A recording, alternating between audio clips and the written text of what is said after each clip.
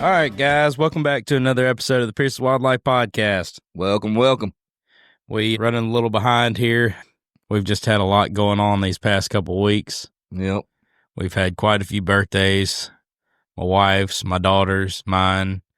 Some hunting trips, not really like out of town trips, but like we've been hunting a lot. Tracking deer. And tracking deer. And so, sorry for the delay here, but we're here. We're going to kick it off pretty quick. Pop, you killed you a good one. Yep, I got me a decent one. It was my target buck. Yep. You had two of them. You had That's an right. 8-point and 11-point. That 11-point just like disappeared. Oh, yeah, he's gone. I don't know what happened to him. I ain't seen him again. I don't know. He disappeared probably 2 or 3 weeks ago. Mm-hmm. That 8-point, man, he was getting real funny. He was. He would He come was out. getting ready to start getting out. And Yeah, he was fitting to take off. Yeah, he was getting ready to go. So it just worked out that you was able to get him pretty quick. I think so, too. That was a pretty good deal. Yeah. Hunted him pretty strong for 2 weeks. Yeah. And I knew I'd catch up with him eventually. Right. You don't never know when or where, but he was always between two different stands, so I couldn't make up my mind if I wanted to go left when I come walking in and go to the ladder stand or keep going straight down to the 360. So, and I just decided to stick out that 360. Yeah. And he was a little bit more prevalent there around certain times and stuff like that, which Right. he didn't really show up at the same time he normally does or nothing like that when I got him. But he was there all day. That was the telltale. Yeah. When they showing up like that, that means they're trying to fatten up so they can get ready to go. Yeah. He was there all day, every 2 hours. Every 2 hours. It was like 8, 10, 12. Yeah. And then he showed up again around 2 and then right about 5. Yep. I got there a little bit after 6, I believe it was, or Was it right that about late? 6. It was kind of late. Oh, yeah, that was before time change. It was right before the time change. And I was actually like, man, I just have missed this rascal. But if he keeps doing what he's been doing all day, he'll be back in a little while. Yeah. And showing the crap he did. Mm-hmm. Yep. I didn't see nothing. I was sitting there and I was like, man, I ain't going to see nothing. And normally I see something sitting there, at least a doe and a couple spikes or something like that. But the whole time I was sitting there, I'm like, well, I might have missed my opportunity. Who knows? And I just happened to look up over the pile of brush over on the right-hand side, and I seen a little flinch, and I'm like, okay, there's something over there. Is that a deer? What is that? And I just so happened to have my phone up there ready, so I hit it on record and then started out the deal. Watched him walking in. You know how they bounce that old head? Yeah. It's like his head's heavy when he's coming down through there. I'm like, yeah, he's proud. But, we've been watching him on camera. The thing about it is we was talking about that, I think, last episode. It's one, was waiting to see because, I wanted to see what it looked like. In the pictures, they look pretty good. And you can tell sometimes, but, I don't think this reveal cameras are as the quality of the spy points are, to be honest with you. But they are a whole lot better, and they don't miss a lot of photos and stuff like that, like Spy Point did. And Spy Point might work this week and next week not work at all. So, Yeah. But I anyhow, agree with that for sure. but I wanted to see it in person to make the decision if that was going to be the buck I really wanted or if it was the buck that I thought he would be. And then when we got to him, he come out and he's walking down through there. I'm like, oh yeah, that's him. I picked up my binoculars, was fixing to start looking at him. I said, no, that's him. And the closer he got, it was perfect. Then he was standing straight at me, so I didn't think I was ever going to get a shot at him. Yeah. You know how that goes. Yeah. And then he took that turn and went left like he was going to go back out. And all he done was resituated himself so he could stand a better position. Yeah. And then when he did, I'm like, oh, well, I appreciate that. Yeah. Perfect broadside. You can't ask for no better. Arrow was a perfect entry. It went all the way through him. The video is pretty cool to watch. Yeah, we'll have to upload that. Yeah. But yeah, it was nice and to see him do that little kick and jump and run. But yeah, there ain't no different. There ain't no sound like that arrow when it slaps that deer though. Yeah. Yeah, it's just it's a totally different sound. It is. It really is, isn't it? You know what's wild too is I've noticed when we hunt coyotes or whatever at night and that that suppressed rifle, when that hits the animal. That sounds a lot like a bow too. It's got that I real don't similar, know why Why that is. Maybe because it's so quiet and dark, sound don't travel like it. Maybe it all sounds like that. I don't know. Maybe we just hear something different. Yeah. Who knows? It's wild. Well, I thought that was, you brought that rifle away. We let that deer lay for about an hour before we went to go look at it. Yep. Didn't know if it was going to be the perfect, because sometimes when you're watching a video, it's like, that might be a little high.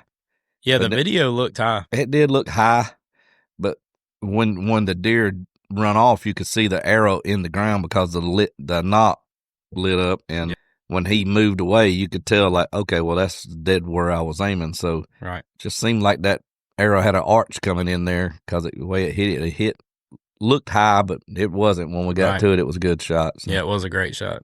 Yeah, and he didn't run very far. No, he didn't. But and he left a really good blood trail. Yep. And then it got really slow, and then it stopped. Yep. That's when we was down there, and you had brought your thermal with you, and we'd stop every once in a while, and you'd look through that thermal. Yeah. I don't know. I guess the last time that, I think it was when Forrest had shot a deer, or maybe even, one of the deers I had killed, I remember it still being like kind of alive when you get there, even though you let them lay for a while. Right. Which that one I'm talking about, it didn't lay long at all. But I guess what I'm getting at is, like, if we do get to it and it still is alive, like, I don't want to chance it. No. No. And so, yeah, we got to that one spot and the blood just kind of stopped, and I lifted up my thermal and was scanning around, and there he was, piled up. Yeah. You couldn't even see the deer. Now, the way he was laying laying long ways. His head was facing us, and his tail was away from us, so he was straight lined away from us. He's like wrapped up in that. And in that tree, his antler went around one tree, and his leg was hemmed up in another couple of little trees. So that was, I ain't never seen one tangle up like that. Yeah, it was wild. Yeah. But it was just cool because, like, even when I found the heat signature and I started walking to it, and I was like down here, and I'll get to it, like, it took me a minute to see it. Like, I had to keep walking to it. It blended in so good right there. Well, I walked in, and you said it's right there, and I walked in. I'm like, where? Yeah. And you said it's right there, and I looked over, and I just happened to see its antlers wrapping around the tree. And it wasn't like it was like in thick brush or nothing. It just was blended so good. Well. Yeah. Well, they blend this time of the year real good. It was crazy. They got that winter coat and all them leaves on the ground, and man, they just blend right in. Yeah, I took flint hunting that night. That was a Wednesday. It was last Wednesday. Full moon. Yep. And I took flint, and we was just sitting there, and then I got your text, and it said, "Come on." And so I read it, and I know you had been hunting that deer a lot, and I couldn't quite tell if it was a come on, like, we got to go find a deer, or come on, like, come on. Where's the deer? I'm sitting here. What's up? What's going on? And about that time, I said, Flint, I think Pop might have shot a deer. Do we need to leave right now? He's like all upset. He didn't want to give up. Yeah. Yeah, y'all were at the prime time. Yeah, it was prime time when you had texted. I said, well I shot him at the prime time, dude, honestly. So you had said, come on, you called me. We talked for a few minutes, and I said, well, we'll try and sit it out. We ended up not seeing, I think we saw one doe. And I was like, well, dang, at this point, we should have just left. Well, we decided we was going to let it lay an hour anyway. Yeah. We normally let them lay an hour. Yeah, and it's good because, especially with bows, like, you don't never know. Like, with a rifle, like, I feel like there's a lot of, like, internal damage that even the velocity that the bullet puts off, with that percussion causes a lot of impact right by itself. But at the same time, with the bow, like, if it just is a clean pass through, like, even, the one lung in the liver, or two lungs, or whatever the situation is, like, I just feel like it doesn't do as, even though it might cut it, a lot that's bigger a pretty hole. good size. Yeah, but rage. I just feel like, I don't know. I think there's something to the percussion and the velocity of a bullet. Yeah, honestly, you've seen them go in them jelly deals where they shoot a bullet in it. Man, it's just amazing how that thing just looks like it's going. Well, when you watch videos of, like, bullets hitting animals, like, you always see, like, the skin, like, ripple or, like, sink in and then expand, and it's like it's doing that to the lungs too. Yeah, it's doing it through the whole body. If it didn't kill it like right then from double lunged, it put all sorts of air in that bloodline. Yeah. And it immediately stopped the heart. Exactly. You know? Yeah, I was I don't surprised know. he ran as far as he did, as bad as he was bleeding. I know he was bloody. Yeah. But also, too, I don't know if you remember that time that I had shot that deer at the house with a bow. Man, that thing was bleeding. Remember Ken Parker came the next day, and we chased that thing all the way to West Ellis. Yep. Never found the deer. That That was a ton of blood. Half. That was a ton of blood. And then Zach was there another time. We saw the same situation. I don't know. Sometimes blood's a good thing. Sometimes it's not. Depending on what it is. Yeah, where it is and whatnot. Like even the deer Flint killed a couple weeks ago, like there was a ton of blood. Well, I say he killed it. He shot it and it ran in the swamp and we couldn't get to it.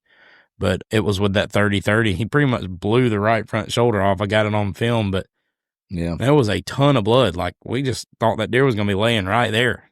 Especially with a shoulder blowed off. Right. Which, I mean, it was, it was kind of right front, but I think that brisket puts out a lot of blood, Well, that cavity can fill up with blood on the inside and not even come out yet. It'll take a little bit to get there. But yeah, I don't know. It's a weird situation. Deer are very resilient. Yep. So you got to be careful. You got to take all the precautions you can. Yep, that's right. Which that deer that I'm talking about, Flint shot at, it was with my 30-30. I don't know if I told the story. Maybe I did. I don't think so. I don't think I've heard it yet. I took him with my 30-30 iron sights. I want him to kill one with iron sights this year because that's what I killed my first deer with at 11 years old, and that's what he is. And he hit it, but the deer was kind of quartered away from us, and it's just a weird situation. He had only shot that gun twice, so I think he was a little nervous of it. Yeah, and he just slightly missed. He's good with open sights already. Yeah, he is, and he really put it where it needed to go, but the deer was slightly quartered away. And like if it had been broadside, that deer would have been dead. But it just, he probably got a little anxious, a little excited. Yeah. That buck fever, that whole. Made him shake. If it makes you shake.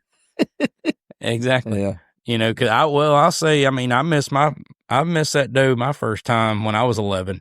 It was, I don't know, 50 yards from what I remember, maybe a little further. Yeah, about right. But I know for sure that I don't know.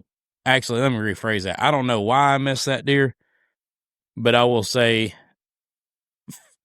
the fact that Flint hit his first deer with iron sights, and I just straight whiffed mine. That tells you, I mean, he's definitely going to be probably a little better hunter than I am. That's the way it's supposed to move on. And I enjoy that. Yeah. He loves it. He loves to hunt. He does. Upset that he couldn't go tonight, and it was so cold, and the deer's been somewhat moving good. Yeah. Yeah, what a heck of a cold snap we've had. Last night I let Bo stay in the house. You hear him barking in the background now. But it was really cold last night, and he's used to sleeping in the garage at our other house, and don't have that here. So right. I let him sleep in the back mudroom last night. Put a little fence up. He stayed back there. He stayed there all night long. Did he do good? He did real good. That's good. So, yeah, he ain't used to sleeping inside. No, he's not an inside dog. No, he's not. That's funny. It was hard to get him to come in the house, to be honest with you. He thought he was going to get in trouble. I'm sure. I can go back big door up, and he won't even walk it past that line. So he yeah, I mean, that's how he was trained. That's funny. He knows it. I mean, it's like a shop. Like, it would be funny to know how he would do, like, if the shop's open. Yeah, it would be. So, when you shot that deer, you miss that feeling. Yeah. That was awesome.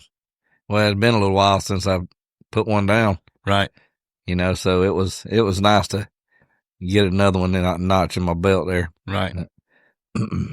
Well, I know you had, had that weird situation in Texas last year, and then we didn't really have any deer to hunt here. Hadn't seen anything around here that we really wanted to shoot.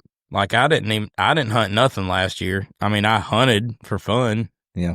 And I think me and you sat a couple times here and there, but like there was really no deer to hunt. No. I mean, a few spikes and 4-pointers, stuff like that. Couple basket rats. Nothing you really wanted to shoot. Something Right. you need to let go. Yeah. And we didn't want to take too many does out. We're trying to keep that population right, too, at the same time. But, I guess less is better. Yeah. Which we do need to shoot some does. Yeah. I'm pretty excited about doing that. I wish we could have got more before the rut, but oh well. Right. Part of it. Yeah. You were just saying, a lot we got to let walk. Well, this year, I haven't seen a lot that we got to let walk. No. Because everything's like really small. Real small. But there's been a couple deer, like specifically two that I can talk about at our place, and then maybe one or two over at the racetrack that are like pushing it, but really need to go another year. Right. And I walked outside not this morning, but yesterday morning, me and Flint went and got in the stand. It was like 6:20-ish. Mm-hmm. We'll say that. No, maybe 6:15. I don't really remember. But anyways, it was like dark. Right. Like there was no light in the sky. Right. We heard a shot behind my house, like behind the shop, like really towards like. Can't even see yet. Yeah, like dark. If they were shooting at a deer, they were shooting illegal. Yes. And then about 5 to 10 seconds later, another shot. Yeah. Never heard another one again. Mm. But I started doing some investigating.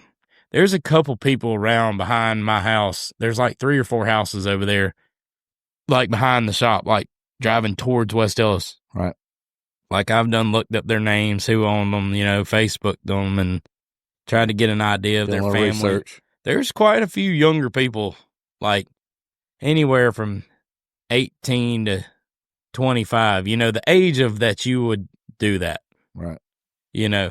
Like I know I would have done some dumb stuff, when I was young. So, I mean, I never done illegal hunting stuff or really much illegal stuff anyways, but just dumber stuff. Right. So I just know that they've got a couple of that age group that way. That might. Yeah, that could for sure. I got you. Which I'm not saying they are. Yeah. I'm just saying somebody shot 2 mornings ago at 6:00-ish, and then another one right behind it, and then never again. Unless they were shooting at a dog or something. Yeah. I guess it could be a dog, which that would be wild. Yeah. I don't know. I don't know. I'm just thinking. Yeah, you're right, because it's like, what? Regardless, what are you doing? I woke up in the middle of the night and an animal be in the yard, and I'm like, what in the world? Yeah. Or, Yeah, or a possum or something. I go with my gun. Don't mean I'm going to shoot, but yeah, I'm going to be ready. Right. In case there's something booger out there or something. Oh, no, I agree. I've shot in the dark, like a bunch, like at coyotes or, whatever. But I don't know, man. It just right there at sunrise, 2 shots, almost back to back. Yeah. That just makes me feel like he shot a deer, saw it still moving on the ground, gave it a few seconds, thought it wasn't going to die, shot it again. That sounds legit. I don't know. Who knows? But anyway, I've seen someone walk up to the house in the floodlight, and I'm tempted. Yeah. That was before we had bow. Yeah. Deer would actually walk up to the house and eat shrubbery. But, I don't doubt it. Not right here. Yeah, out here where we at. Yeah. Yeah, I wouldn't doubt it right here because, man, I know before, like, y'all, like, made this thing nice and it was just like a back porch and a roof. I would take Forrest and Flynn off the back porch, and, man, you watch deer all day long. All day, right out there in the backfield. Yep. I still see them down there a pretty good bit. Of course, I put, a little enticement out there for them. Yeah. Coming up and down through there. Yeah, you got to help it a little bit. We had one incident, but not here at the big house when we was over there. We always kept a bow target out there in the yard, and it was the deer, the life-size deer deal. And back when you were younger, I used to love, if I got up in the middle of the night, I was going to pee or whatever, I'd go over to the window, watching out the window to see what's going on. And you countless deer in the yard. That's funny. And one time when the rut was going on, there was a buck come up in the yard where I had that bow target, and it walked around it and sniffed at it, and and rubbed up against it, and then all of a sudden it walked over on the edge of the wood line, laid down, and started watching it. That is funny. Yeah, it is. So that's so weird. It is, but you seen that picture of that one over there up the racetrack we got. Did you see that buck sat down and watch that doe for a little while? I did. Yeah, that was pretty cool. Yeah, I did notice pretty cool that photo. But it made me think about that too. I mean, so I don't know if anybody uses decoys for deer. Yeah, but I have actually thought about it around here, but I mean, nothing I really want to try and draw up attention on. Just right. Maybe do it for fun just to see. There, I've seen a ton of videos of that same situation, where people have a bow target of it being a life-size deer, and like if it's a buck, there's a buck out there, trying to fight it. Yep. Or if it's a doe, there's a buck out there trying to mount it. Yep. I mean, I've seen a ton of videos of that. Run over and rip the other deer's head off. Oh, yeah. God, what'd I do? Yeah. He's still standing there, but his head ain't. Yeah. That's so funny. That is funny. Speaking of that, I saw a mount the other day on Facebook. It was pretty cool. A dude mounted a deer, and apparently this deer had gotten in a fight with another deer, and the deer that he mounted got impaled by a horn on his chest and like broke off in his chest. Oh, wow. Well, the taxidermy mounted that horn in his chest like that in the previous hole. How about that? Really cool. That is pretty cool. I was just like, well, first of all, that's cool to be able to mount a deer like that. But second of all, it's cool. Like, so did the deer die from being impaled in like the lung or the heart, or did somebody was it shot like that? Right. It's kind of cool though, regardless. Yeah. But yeah, so we got a couple more weeks and we're going to Texas. And this weekend I'm leaving for Kansas. Yep. Kind of a lucky blessing there. Yep. Pretty excited about that. Yep. Got some pictures the other day. There's some pretty good ones. Hope I get one. There you go. You don't ever know. Yep. You don't ever know. But I hope you get an opportunity up there. Yeah, me too. Or at least an opportunity. That would be great. Mm-hmm. But I was packing up a little bit, just trying to get my stuff together. And I'm like, I'm going Monday, coming back home Thursday night. So I'm only, hunting 3 technically full days. But I guess where I'm going with this is like, since I'm flying, which I shouldn't, I guess I shouldn't fly like everyone else is driving. Like Brian's driving, Justin's driving, whatever. But like, me. That's a pretty good ride. That's 18-hour drive. Yeah. I'm not doing it. Are you going to stick stuff in their truck? Nope. Well, Brian did say something about putting my thermal and my shotgun in there because there's coyotes and ducks, a bunch of ducks there. So I thought about doing that, but I told him if I do that, I'd probably just run it to him, one day before he leaves. But I guess what I'm getting at is like I'm packing my stuff, and I think I got it pretty down. Like I think I'm good. Like I'm just gonna bring like my one set of camo pants and jacket that's like really warm, some thermals. And then from there, just like some joggers and a t-shirt, something kind of light that's easy to fold up. But I guess the problem where I'm getting at is like, I just realized, oh, wait, I'm going to try and take my podcast and stuff. I'm going to try and take my camera. And wait, I got to get a bow in here somewhere, So I don't know. It should be fine, but. Yeah, it's bow hunting only there, right? Yeah, but I think they do muzzle loader and shotgun, but where we're going is bow only. And there's been some big deer killed off that property. I think he said last year they had a 200-inch deer that was not killed off that property. So are they telling you what you can and can't shoot? Oh no, this is our lease. If something comes out, yeah, it's like have at it. Right. Okay. Yep. Now there is an age thing that they want us to abide by, and I'm fine with that. But he said there's some big ones. Yeah. So I'm pretty. We went to Texas. There was some big ones out there, but they kept saying they were like 2-year-olds. Yeah, I was talking to Jordan Pilon today. He was, he actually was considering going to Texas with us at this point. Really? Yeah, but I kind of was talking to him about that situation at that Tecumate or whatever, and I don't know, man. Like that whole situation just really rubs me the wrong way. Yeah. For like that one deer that I remember seeing, man, it was just the prettiest deer. He looked well over 4.5, 5.5. Like when I say well over 4.5, I don't mean like he was 4.5. I mean he was well over 4.5. Like that's for sure. Right. Like he was at least 5. I mean he was big old deer. And I had said something. He was like, "No, that's a 3.5-year-old." And I'm like, I don't know, Yeah. But I get it. I don't know. And then for, then them saying, "Oh, that deer is going to be about this," and then we end up killing a deer around that same size, and then it's like 10 inches less than what they're thinking that What deer their could guessing score. was. I don't know, man. I just that whole It's really situation. hard to just sit there and look at a deer and guess that anyway. Right. Especially when they're running or like moving across these roads really quick. Well, we're looking on old deer and watching for the back to sloop and that type of stuff and chest sticking out. But in the morning when I get up, I'm at my best. Yeah. My belly ain't poking out. Yeah. I'm doing pretty good. You know, about midday that old joker starts sagging. Then what if it's going on the same way with them deer? Hey, I guess you might have a point. Their muscles ain't tired yet, and they're like, dang, my old back's not hurting right now. I'm good. I think I could run one down. Yeah. That's pretty funny. Who knows? Yeah. You ain't wrong. Yep. Oh man.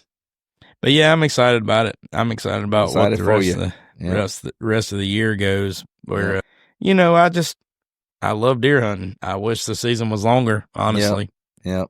Even if like from January to February it could be doe only. Right. You know what I'm saying? Just like 1 more month, 2 more weeks to just sit in the deer stand. Yep. Depending on where you hunt, too. Yep. That's true. Yeah. But that's why I like, having that lease up there in Hampton.